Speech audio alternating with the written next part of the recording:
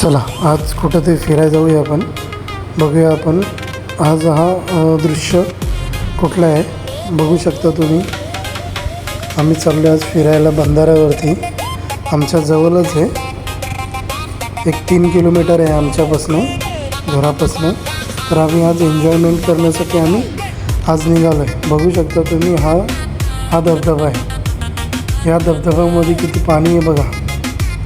इथे भरपूर प्रमाणात पाणी आहे आणि तुम्हाला सखोल दाखवतो आहे. हा बघा पूर्ण किती प्रेशर आहे पाण्याचं. हा किती वाहतो आहे बघू शकता तुम्ही या व्हिडिओमध्ये. तुम्ही सुद्धा इकडे व्हिजिट द्या.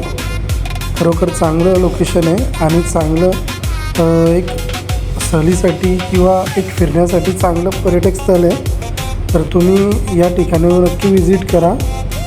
इथे भरपूर प्रमाणामध्ये लोक येतात. मुंबईचे लोक येतात.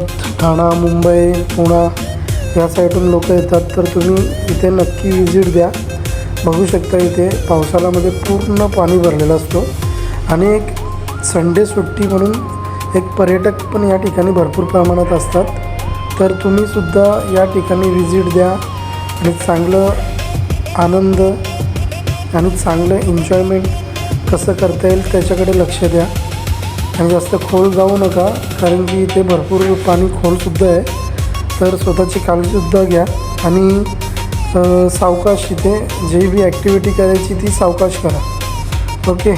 आणि हा बघा हा पूर्ण ओव्हरलोड झालेला आहे. तर तुम्ही या व्हिडिओमध्ये बघू शकता इथे पाणी ओव्हरलोड होऊन चाललेलं आहे. हा पूर्ण बंधारा आहे. पूर्ण लोकेशन आहे. हे लोकेशन तुम्हाला दाखवतो मी. पूर्ण असं पसरलेलं आहे. मोठा बंधारा आहे. तर याच्यामध्ये भरपूर लोक मच्छीमारी करतात. संध्याकाळचं टाईम झालं की मच्छीमारी करतात. बोटीसुद्धा इथे आहेत. तर तुम्ही नक्की इथे व्हिजिट द्या. या लोकेशनला एकदम भारी लोकेशन आहे. तुम्हाला पण आवडेल की लोक इथं बघू शकता. इथं लोक किती एन्जॉय